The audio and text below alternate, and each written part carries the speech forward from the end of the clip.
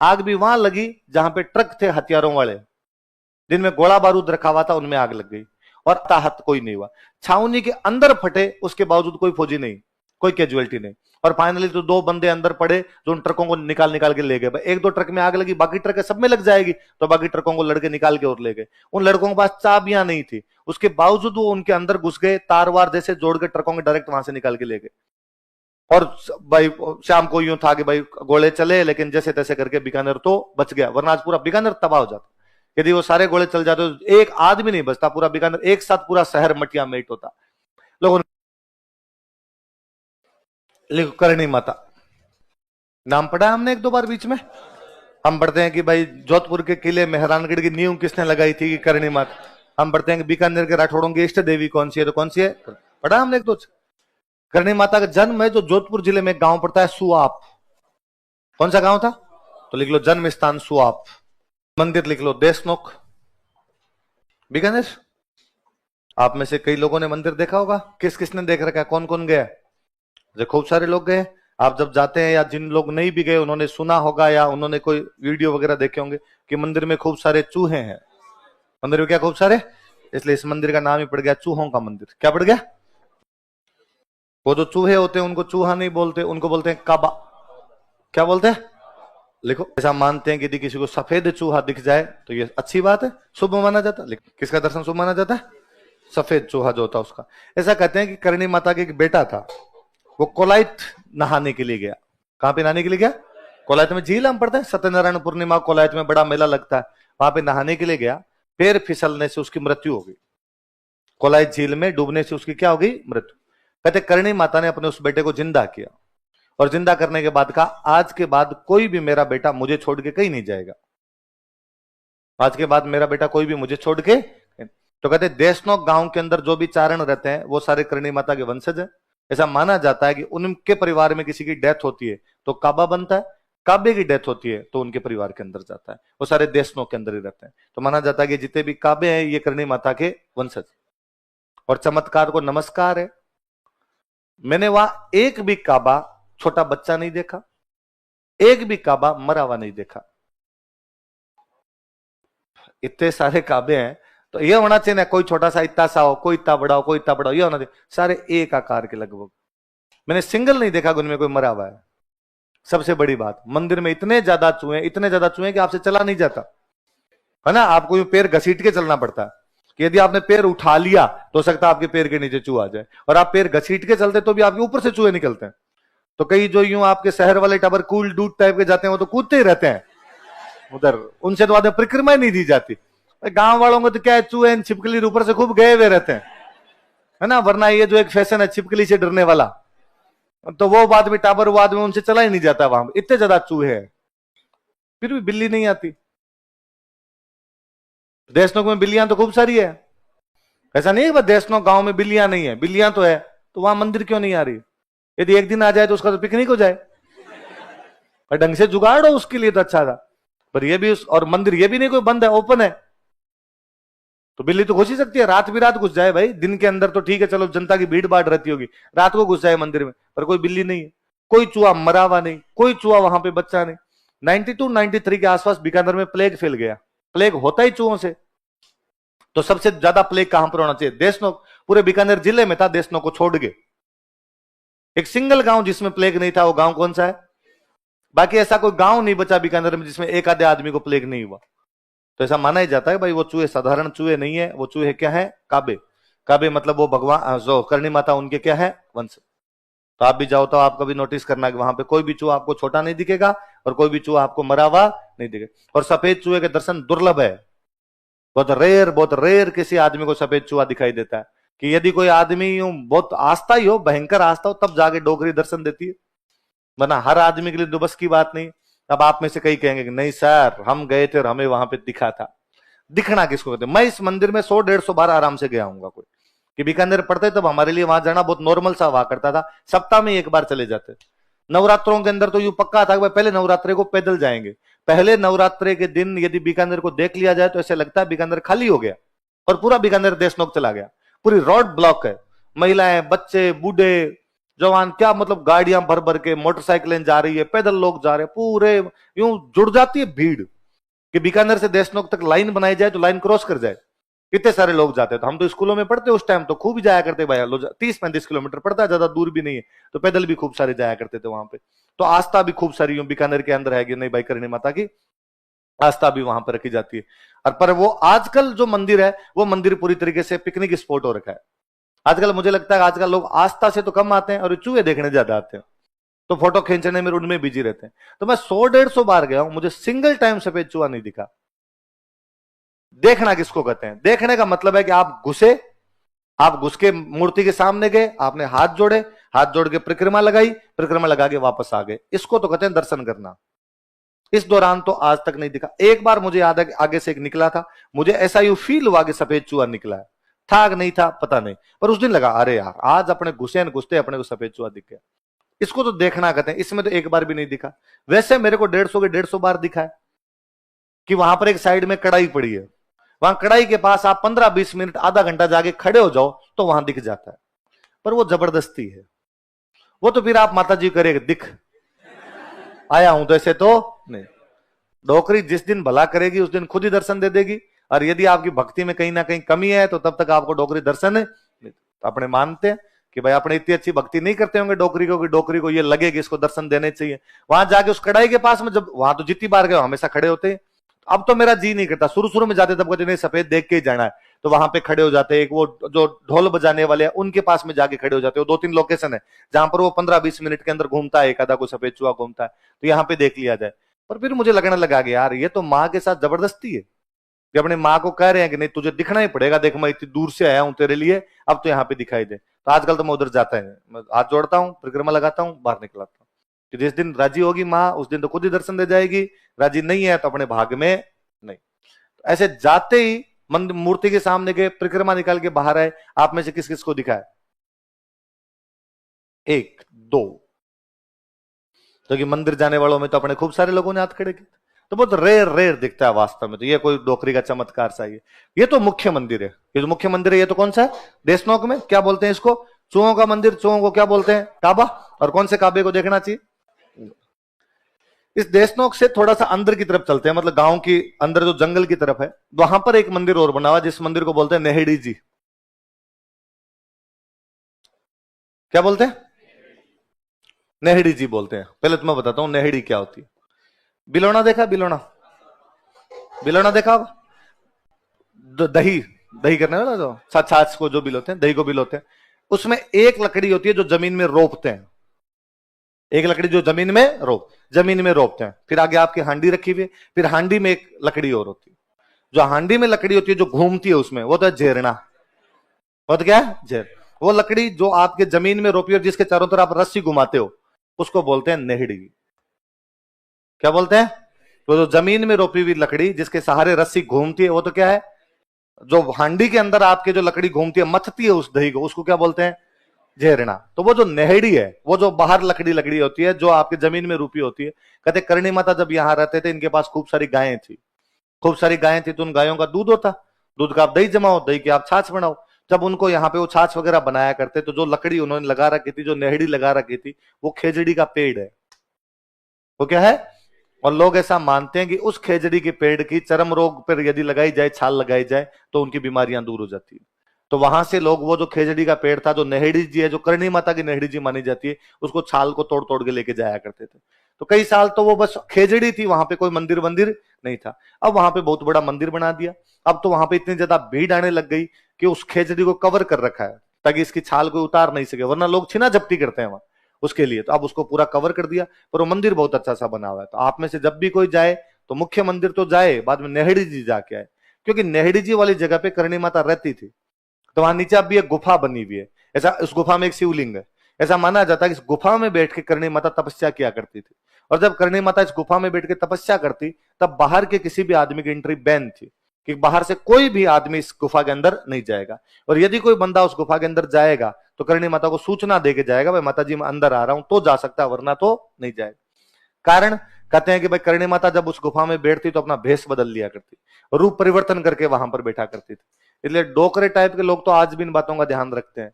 और जब उस गुफा के अंदर घुसते हैं तो या तो उसकी दीवारों पर मारते हैं, आने का एंट्री साइन है, या बाद गांव का सीधा तरीका खंखारे करो, खंखारे करके अंदर जाओ। युवा पीढ़ी को पता नहीं तो आप सीधे सीधे उसमें घुस जाते हो, नहीं घुसना उसमें। उस गुफा में घुसने से पहले या तो उसकी दीवारों पर मारा जाए या बाद में क्या किए जाए, खंखारे किए जाए, तब अंदर जाके सूचना मिलेगी भाई आप अंदर आ सकते हो। उस मंदिर को क्या बोलते हैं? ऐसा कहते हैं कि करणी माता 151 साल की होगी मरी थी। कितने साल जिंदा रही थी? आप कभी नोटिस भी करना, ऐसा होता भी है कि यदि कोई बंदा 100 साल के बाद जिंदा रहे, हम भारतीय दर्शन ये मानता कि व्यक्ति का जीवन कितने साल का है? 100 साल से पहले पहले आदमी मर जाएगा, अपने 100 साल का माना जाता। पर मान लो यदि कोई 100 साल के बाद जिंदा रहता है, तो यदि किसी आदमी के बाल उड़ गए तो वापस आते हैं, यदि बाल सफेद हो गए काले होते हैं, यदि दांत गिर गए तो वापस आते हैं। महिलाओं की दाढ़ी आ जाती है, महिलाओं के दाढ़ी के बाल आने लग जाएंगे, और कहते हैं कि जिन महिलाओं के दाढ़ी के बाल आने लग जाते हैं वो देवी का रूप है। इसलिए आज भी गांव में जिन महिलाओं के इस प्रकार के चेहरे पर बाल दिखाई दे उनको चमत्कारी महिलाएं माना जाता है। तो करणी माता की दाढ़ी आ गई थी, इसलिए करणी माता का नाम है दाढ़ी वाली डोकरी। क्या नाम है? डोकरी का मतलब होता है बूढ़ी महिला। डोकरी का मतलब क्या होता है? इतने बूढ़े हो गए थे कि उनकी क्या आने लग गई थी? दाढ़ी आने लग गई थी। देखो, करणी माता को दाढ़ी वाली डोकरी कहा जाता है। अरे डोकरी शब्द पे आपको पता नहीं क्यों अजीब लगता है। मैंने मतलब यहां आने के बाद मैं पढ़ाने लगा तब मुझे लगा कि डोकरी शब्द पे हंसते हैं। मैंने कभी याद ही नहीं आता करणी माता के मंदिर गए और कभी किसी को करणी माता के जाके कोई पूछता कहां जा रहे हो? डोकरी के। कहां से आ रहे हो? डोकरी।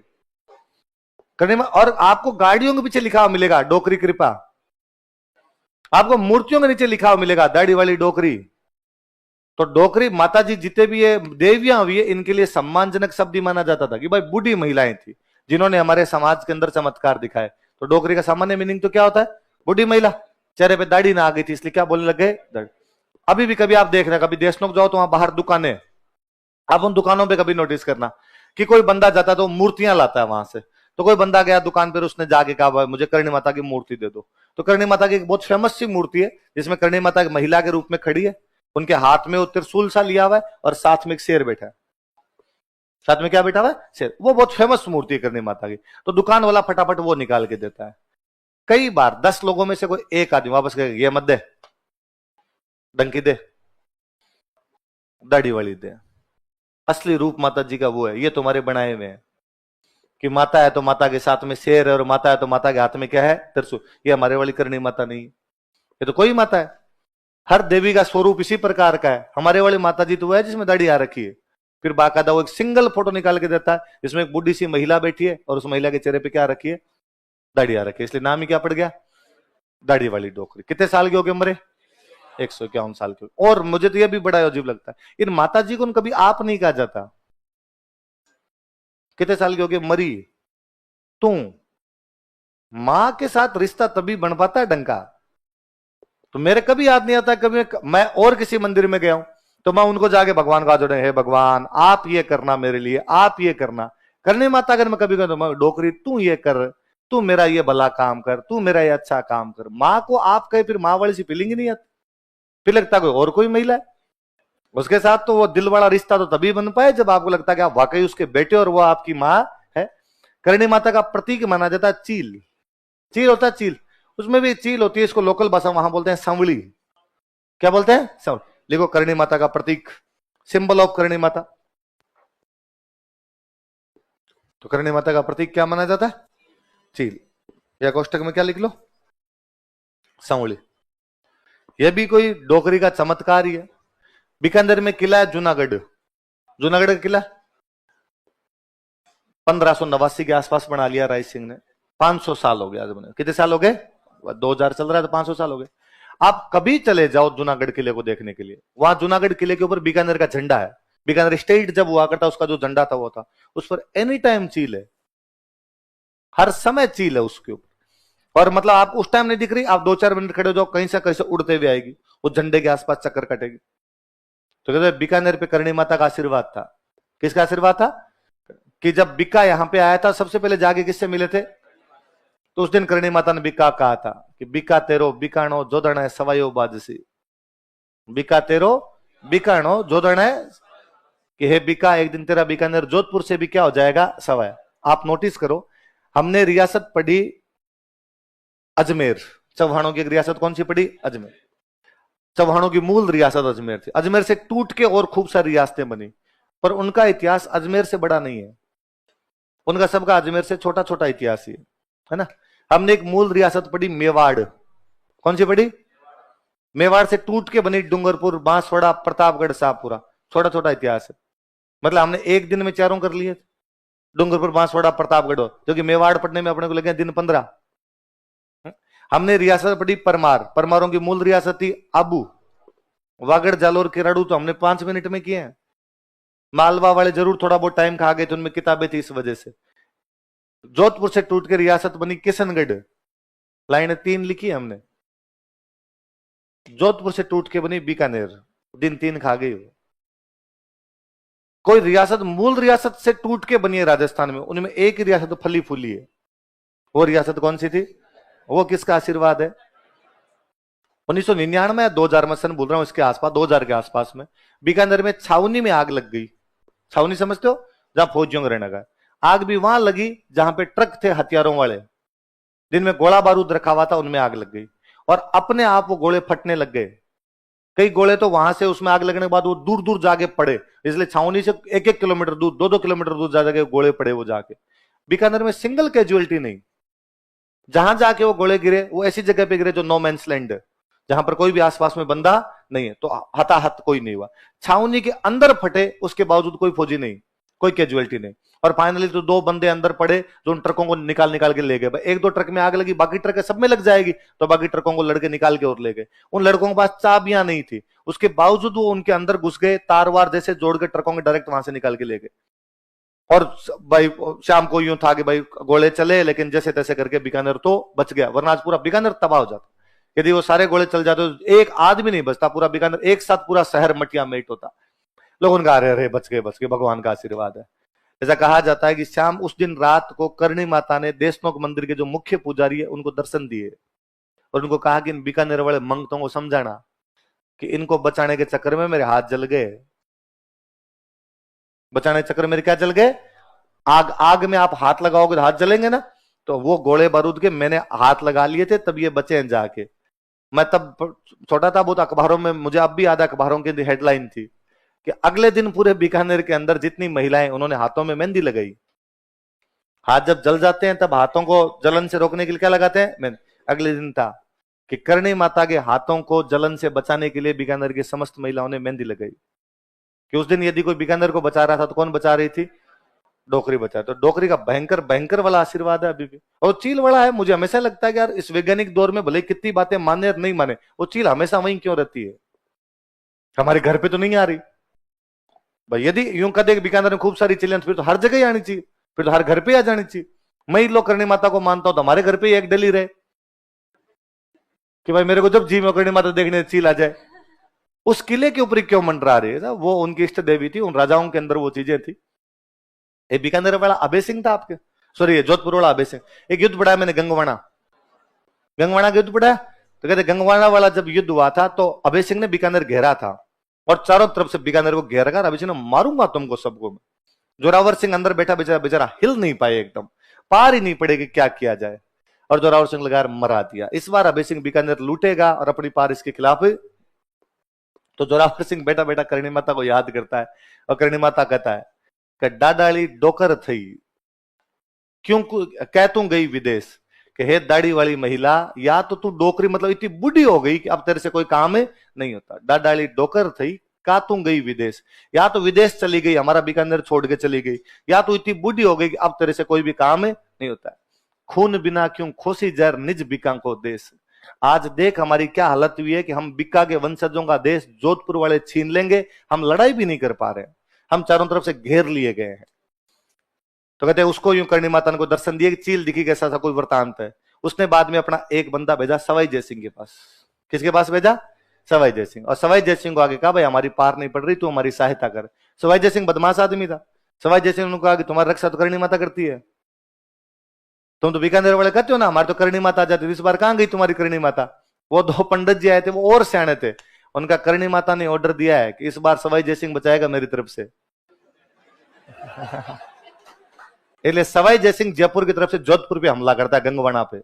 जब इधर जोधपुर से जाता तो अभय सिंह कहां बैठा हुआ है? बीकानेर। तो अभय सिंह को लगा कि यार यदि मैं बीकानेर बैठा रहा तो सवाई जयसिंह क्या लूट लेगा मेरा? जोधपुर। तो अभय सिंह बेचारा भाग के आया उधर से, गंगवाना के अंदर लड़ा, तो बीकानेर खाली हो गया। गंगवाना में लड़ाई, उसके अंदर सवाई जयसिंह जीतता है, जोधपुर वालों पर जुर्माना लगाता है, फिर वहां से वापस आता है। तो गंगवाना की तो पूरी लड़ाई डोगरी ने जिताई है उस दिन, कि वरना वहां से अभय सिंह की घेरा ही खाली नहीं करता, और घेरा खाली नहीं होता तो अभय सिंह लूट लेता उस दिन। तो याद रहेगी करणी माता की बात है। अगले माता जी लिखो।